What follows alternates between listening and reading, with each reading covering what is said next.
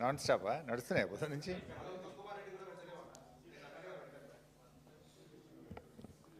ఇప్పుడు పస ఉండాలి, పెడితే తప్పులేదు, కానీ ఏమన్నా కొత్త పస ఉంటే మంచిగా ఉంటుంది. అందరికి నమస్కారం. నిన్న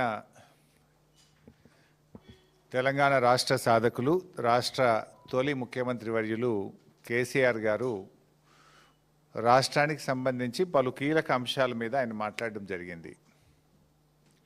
సరే, ఒక బాధ్యతాయుతమైనటువంటి ప్రభుత్వం దాని మీద వారు లేవనెత్తినటువంటి అనేక అంశాలను అయితే నివృత్తి చేయాలి, లేదా వాటి మీద చర్చించి సవరించుకోవాలి, సరి అయిన వివరణ ప్రజలకు ఇవ్వాలి.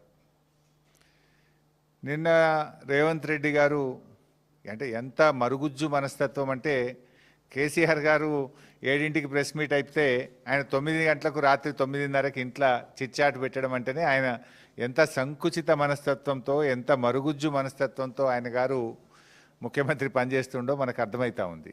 సరే, అది ఆయన విజ్ఞత, ఆయనకు వదిలేస్తాం. ఇప్పుడు కేసీఆర్ గారి వ్యక్తిత్వం ఏమో హిమాలయాల పర్వతాలంత ఎత్తు కలిగిన వ్యక్తిత్వం కేసీఆర్ గారిది. రేవంత్ రెడ్డిది ఏమైపోయిందంటే ఒక మరుగుజ్జు మనస్తత్వం, సంకుచిత భావాలు కలిగినటువంటి వ్యక్తి. కేసీఆర్ గారు నిన్న ఒక స్టేట్స్మెన్ లాగా మాట్లాడారు, కానీ రేవంత్ రెడ్డి గారు నిన్న చిట్చాట్ రూపంలో మాట్లాడింది ఎట్లుందంటే ఒక స్ట్రీట్ రౌడీ లాగా మాట్లాడినట్టున్నది. సో ఒక గల్లీ గుండా ఓ దాదా మాట్లాడినట్టుగా ఒక స్ట్రీట్ రౌడీ లాగా రేవంత్ రెడ్డి గారు మాట్లాడారు. ఇంత చిల్లరగా మాట్లాడతారా? ఆయన కేసీఆర్ గారు చాలా గొప్పగా ఆయన మాట్లాడుతూ ఒక మాట అన్నారు, తెలంగాణకు నొక్కుబడనీయను అన్నాడు. తెలంగాణకు నొక్కుబడనీయను అని కేసీఆర్ గారు అంటే ఈ ముఖ్యమంత్రికి, ఈ సాగునీటి మంత్రికి ఎందుకంత నొప్పి కలిగిందో నాకు అర్థమవుతలేదు. ఎందుకంటే తప్పు చేసింది కనుక మీకు నొప్పి కలిగింది, రాష్ట్రానికి మీరు అన్యాయం చేసింది కనుక, సురుకు దలిగింది కనుక, మీరు సమాధానం లేదు కనుక ఫ్రస్ట్రేషన్లో ఆ చిల్లర మాటలు మాట్లాడినారు. కేసీఆర్ గారి వ్యాఖ్యలతో రేవంత్ రెడ్డి తెలంగాణ ద్రోహిగా నిన్న స్పష్టంగా రాష్ట్ర ప్రజల ముందు కేసీఆర్ గారు నిలబెట్టారు. ఉత్తమ్ కుమార్ రెడ్డి గారు ఉత్తర కుమారుడుగా నిన్న తేలిపోయినటువంటి పరిస్థితి. ఇప్పుడు అనేక అంశాలు మాట్లాడారు నిన్న కేసీఆర్ గారు. అరే, మేమున్నప్పుడు ఫస్ట్ క్యాబినెట్లోనే 2000 రూపాయల పెన్షన్ ఇస్తామంటే ఇచ్చి చూపినాం. మరి నీ 4000 పెన్షన్ ఎందుకు ఇస్తలేవు? ప్రజలకు బాండ్ పేపర్ మీద రాసిచ్చినావు కదా, గ్యారంటీ కార్డు ఇచ్చినావు కదా, 2 ఏళ్ళు అయిపోయింది, 4000 పెన్షన్ ఏమైందని కేసీఆర్ గారు అడిగారు. దానికి సమాధానం చెప్పిండ్రా మీరు? ఎందుకు ఆ చిల్లర మాట్లాడుతున్నారు? మహిళలకు మహాలక్ష్మి 2500 ఇస్తామన్నారు, ఇంకెప్పుడు ఇస్తారు? 2 ఏళ్ళు అయిందని ప్రధాన ప్రతిపక్ష నాయకుడిగా వారు లేవనెత్తారు. What is the answer? ఎందుకు ఇవ్వడం లేదు? కాంగ్రెస్ పార్టీకి అపారమైన అనుభవం ఉన్నది, నిధులు ఎలా సమీకరించాలో, ఎలా ఇవ్వాలో మాకు బాగా తెలుసని ఎన్నికల ముందు చెప్పింది కదా. ఏమైంది మీ అనుభవం? మీ అనుభవం అంతా దోపిడీకి, కమిషన్లకు, వాటాలకు, లూటీలకే సరిపోతుందా?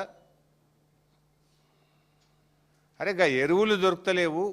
బీఆర్ఎస్ ఉన్నప్పుడు ఆటో డ్రైవర్కి ఫోన్ చేస్తే ఇంటికాడ ఎరువుల బస్తాలు దించిపోయినరు, బాయికాడ దించిపోయినరు. కాంగ్రెస్ వచ్చినాక మళ్ళీ చెప్పులు లైన్లో పెట్టే పరిస్థితి వచ్చింది. మళ్ళీ యాపులేంది, మ్యాపులేంది, రైతులను ఎందుకు గోసబెడుతున్నారు అని కేసీఆర్ గారు మాట్లాడారు. దానికి సమాధానం ఏది?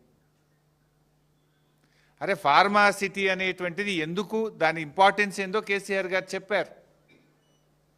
నగరంలో ఉన్నటువంటి జీడిమెట్ల కానీ అనేక రసాయనిక పరిశ్రమలు ఉన్నాయి, వాటన్నిటిని అక్కడ తరలించడానికి 5 ఏళ్ళు కష్టపడి చేసినాం.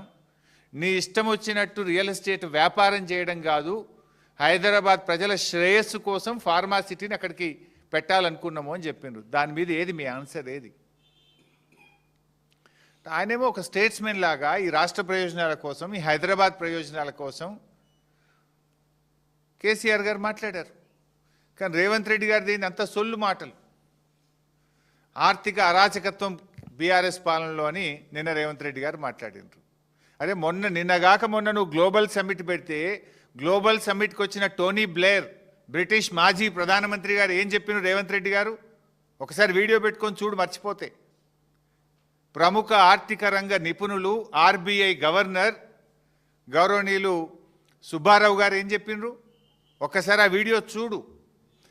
కొత్త రాష్ట్రమైన తెలంగాణ అద్భుతంగా ఆర్థిక ప్రగతిని సాధించింది, 3 రెట్ల జిఎస్డిపిని సాధించింది, 3 రెట్లు పర్ క్యాపిటా ఇన్కమ్ పెరిగింది అని కేసీఆర్ పాలనను నువ్వు పిలుచుకున్నటువంటి అతిథులే నిన్ను కూర్చోబెట్టి నీ సమక్షంలోనే చెప్పింది కదా, ఇంకా సిగ్గు లేకుండా ఏం మాట్లాడుతున్నావు? కేసీఆర్ గారు ఆర్థికంగా ఈ రాష్ట్రాన్ని పరిపుష్టిని సాధించారు.